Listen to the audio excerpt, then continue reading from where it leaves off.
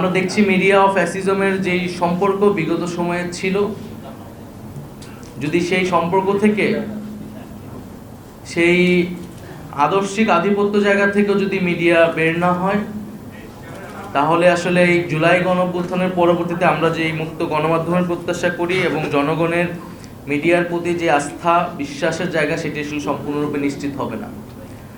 ফলে মিডিয়ার সুশাসনের বিষয়টি মিডিয়ার ভিতর থেকেই নিশ্চিত করা উচিত, সে বিষয়ে উদ্যোগ গ্রহণ করা উচিত। দ্বিতীয়ত, আমরা এই অন্তর্বর্তী সরকারের সময়ে প্রচুর মিসইনফরমেশনের একটা ক্যাম্পেইন দেখেছি এবং বাংলাদেশের গণমাধ্যমগুলোতেও এই মিসইনফরমেশন নানাভাবে ছড়ানো হয়েছে। সেই জায়গা থেকে আমাদের আরও সচেতন এবং পেশাদারিত্বের জায়গা আসলে আসা উচিত, কারণ দল হিসেবে বা একটা রাজনৈতিক শক্তি হিসেবে আমরা বিভিন্ন সময় এটার ভিকটিম হয়েছি এবং হচ্ছি। আমাদের বিভিন্ন সময় বিভিন্ন কথা ভুলভাবে স্থাপন করা হচ্ছে এবং একটা মিডিয়া কর্তৃক একটা রাজনৈতিক মেরুকরণের চেষ্টার জন্য বিভিন্ন সময় আমাদের বক্তব্য কোর্টকে ভিন্নভাবে উপস্থাপন করা হচ্ছে। তো সেই জায়গা থেকে আমরা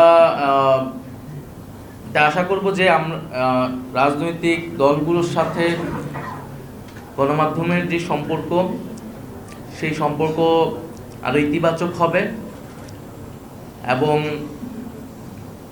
যে মুক্ত গণমাধ্যমের প্রতিশ্রুতি আমরা সকলেই দিচ্ছি, সেটি আসলে আরো কিভাবে কার্যকর করা যায় সেই বিষয়ে আমরা যদি আরো বাস্তবিক অর্থে আরো খোলামেলা আমরা নিজেদের মধ্যে আলোচনা করতে পারি, সেই রূপরেখা তৈরি করতে পারি, এটি আমাদের জন্য ভালো হবে।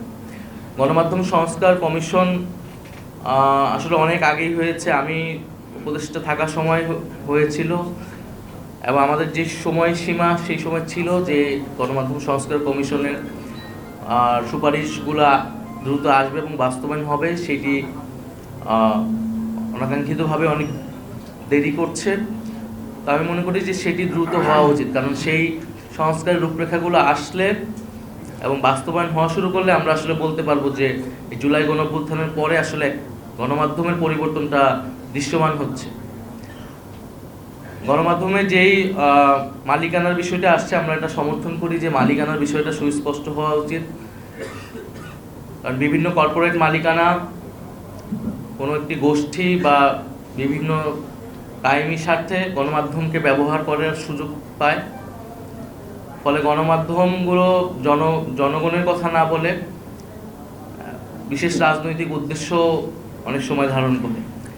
সে জায়গায় রাজনৈতিক দলগুলোকে যেরকম তাদের অর্থনৈতিক স্বচ্ছতার জন্য এই সময়ে অ্যাকাউন্টেবল করা হচ্ছে, আমাদেরকে অ্যাকাউন্টেবল করা হচ্ছে, একইভাবে মিডিয়ার যে আয়ের, গণমাধ্যমে যে বিনিয়োগের উৎস, মালিকানা, একটি কর্পোরেট মালিকানা কতটি পত্রিকা থাকতে পারবে, সে বিষয়ে আমাদের সুস্পষ্ট নীতিমালা প্রয়োজন।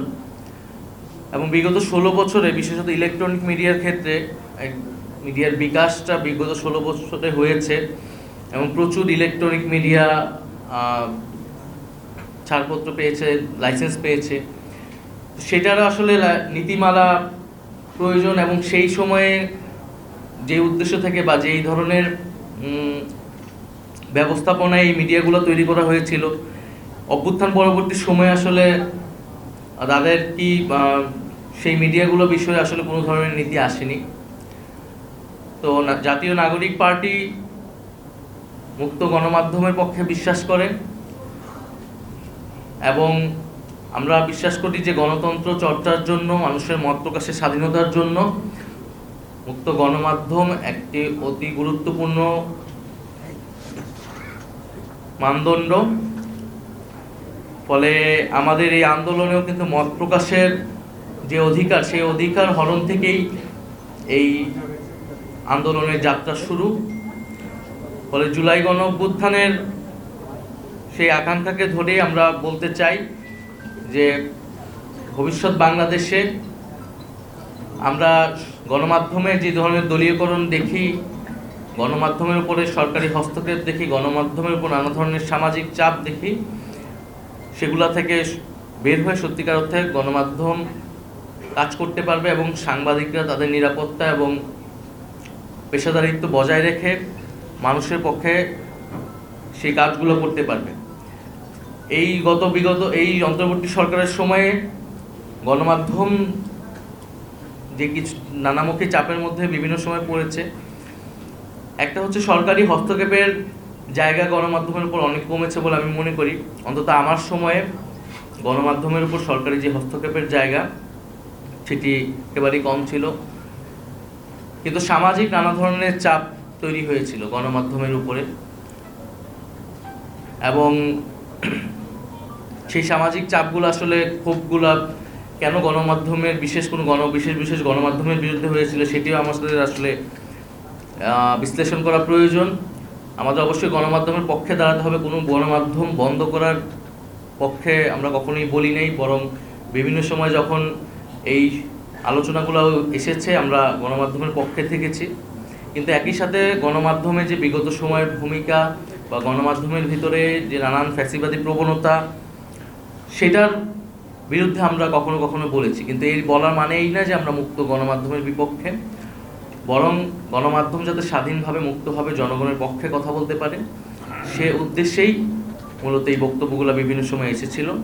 তো আজকের আলোচনায় সম্পাদক পরিষদকে আন্তরিকভাবে ধন্যবাদ এবং কৃতজ্ঞতা জানাচ্ছি, এবং আমরা সে আকাঙ্ক্ষা করি, সেই প্রতিশ্রুতি রাখি যে বাংলাদেশে একটি মুক্ত গণমাধ্যম এবং সত্যিকার অর্থে একটি গণতান্ত্রিক ব্যবস্থা গড়ে উঠবে। ধন্যবাদ। আসসালামু আলাইকুম।